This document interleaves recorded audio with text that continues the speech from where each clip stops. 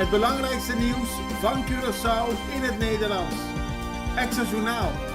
Vers van de pers. Welkom bij Extra Journaal. Fijn dat u weer kijkt. We hebben het belangrijkste nieuws voor u op een rij gezet.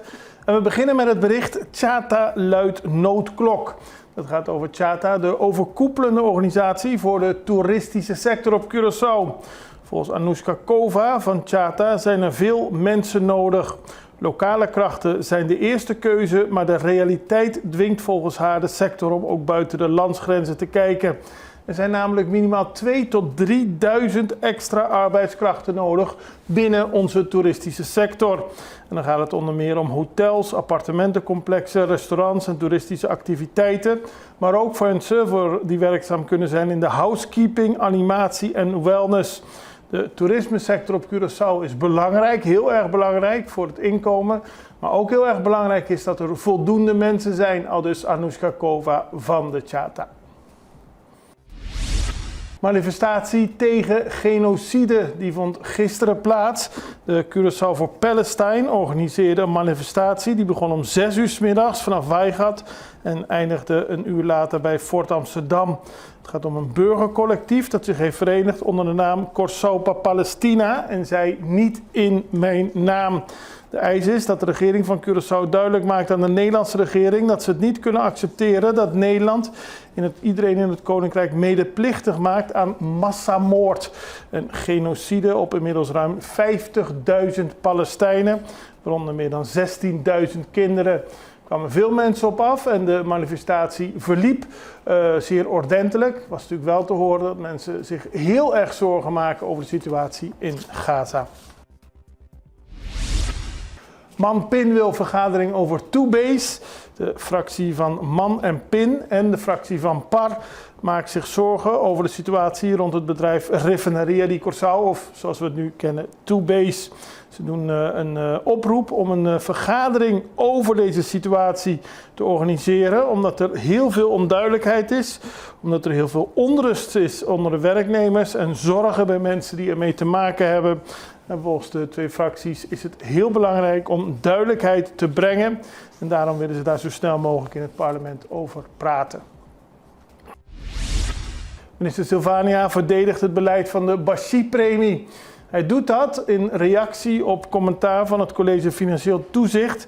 Die had onlangs een opmerking gegeven over deze premies. Die zijn ingesteld om bij te dragen aan het oplossen van de koopkrachtproblematiek. Het CFT vraagt zich af waarom deze niet zijn voorgelegd aan de Staten. En Silvania benadrukt dat het aanpakken van de koopkrachtproblematiek een prioriteit is van de regering. En daarom hebben ze op 30 december vorig jaar, 30 december 2024, het besluit genomen om de premie voor 2025 te betalen. En dat zal terug te lezen zijn in de suppletoire begroting van 2025, aldus de minister. Verschillende straten vandaag afgesloten. Dat heeft het dienst Openbare Werken bekendgemaakt. Dat vanavond tussen 8 en 10 mensen iets voorzichtiger moeten zijn op straat. Omdat er meerdere straten zullen worden afgesloten. Het is u misschien opgevallen dat er al bij veel straten een reeks aan oranje van die grote bussen staan om te zorgen dat de straten kunnen worden afgesloten. Dat gaat ook gebeuren. Er zullen ook alternatieve routes zijn, maar het gaat om een project om te zorgen dat er werkzaamheden kunnen worden verricht. Heel kort, maar het gebeurt wel en daarom moeten de mensen alert zijn. Problemen met vangrail. Dat heeft onze fotograaf gefotografeerd op de Kaya Anamu. Daar heeft een voertuig een ongeluk gehad en de vangrail daarbij is omvergebogen, maar die ligt nu midden op de weg. En dat belemmert het toegaan tot deze straat. Er wordt een dringend beroep gedaan door omwonenden om iets eraan te doen. Om op deze manier kunnen ze de straat niet gebruiken. Vervelend inderdaad. En dan speelt Curaçao vanavond tegen El Salvador. Het is de eerste wedstrijd in de Gold Cup. En de twee landen hebben een verleden, zoals je dat zo mooi noemt. Vanavond om 7:15 is de wedstrijd. In 2017 en 2019 speelde Curaçao ook al in de Gold Cup tegen El Salvador. Er werd er 2 keer verloren. In de afgelopen 10 jaar werd er daarnaast nog 5 keer gespeeld. Onder meer 2 keer voor de WK-kwalificatie. Ook toen verloren we 2 keer. Maar er was een vriendschappelijke wedstrijd in 2017 en 2 in 2023. En toen hebben we 3 keer gelijk gespeeld. Dus ja, de cijfers zijn niet heel hoopgevend. Maar ja, het is ook aan de andere kant tijd om een keer te winnen van El Salvador. En laten we hopen dat dat vanavond gaat gebeuren. Wij gaan even over naar een break. We zijn zo bij u terug. Extra in Nederland. Van Amsterdam tot Arnhem, van Groningen tot Maastricht. Extra is erbij. Volg Extra Digitaal en blijf op de hoogte van de belangrijkste ontwikkelingen in Nederland. Extra Digitaal is te zien op verschillende platforms en kanalen zoals WhatsApp, YouTube, Facebook, Instagram en ook TikTok. Wilt u ons op de hoogte brengen van een evenement of iets doorgeven? Neem contact op via WhatsApp, e-mail, Facebook of bel gewoon 06 1364 2945. Volg of abonneer je op Extra Digitaal. Klik aan en volg ons.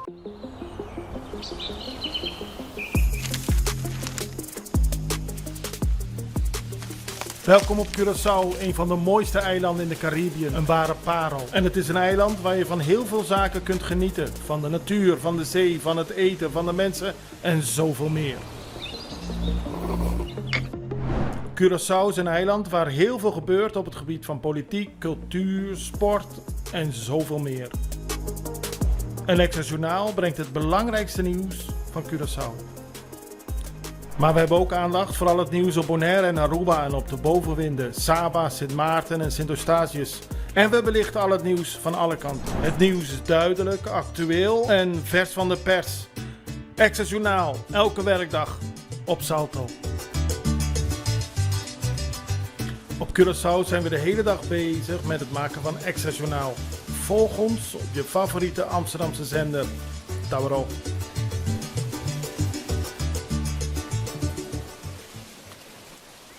We beginnen op Bonaire, want daar wordt begonnen met klimaattafelgesprekken. Er wordt gesproken over leefbaar Bonaire, wie een bijdrage kan leveren, wat eraan gedaan moet worden. Op 17 juni is er in Terra Corá een klimaattafelgesprek.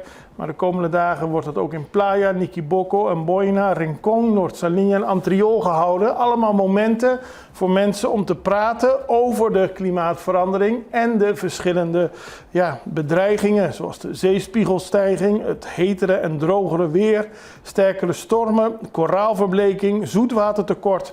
Dit betekent nogal wat voor het dagelijks leven en daar wil Bonaire met de bewoners over in gesprek raken. Dus iedereen die mee wil doen, moet daar zeker aan meedoen. Naar Sint Maarten, want die hebben een opvallende oproep gedaan voor mensen die geïnteresseerd zijn in de Themis-zaak. Nou, dat is een belangrijke zaak waarbij Nutu Wawu, de Curaçaose man die een paar jaar geleden op Sint Maarten is aangepakt. Hij wordt verdacht leiding te hebben gegeven aan de No Limit Soldiers en zal in Curaçao worden behandeld, deze zaak. Dat gebeurt bij de marinekazerne in Suffisant. Met heel veel veiligheidsmaatregelen omgeven. En mensen op Sint Maarten, omdat de zaak ook betrekking heeft op Sint Maarten, kunnen deze zaak volgen. Ze kunnen zich aanmelden en dan via een livestream in de rechtbank in Sint Maarten meekijken en luisteren met deze Themis-zaak. Omdat er op Sint Maarten veel interesse in is.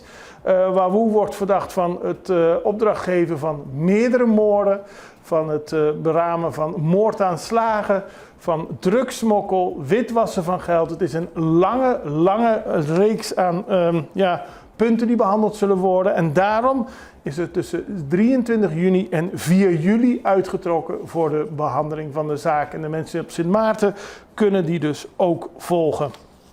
Dan gaan we nog naar Curaçao, want er komt een internationale conferentie over toerisme. Toerisme, altijd belangrijk. We hadden het er net al over. Het is belangrijk voor de economie, maar ook om te zorgen dat voldoende mensen werk hebben.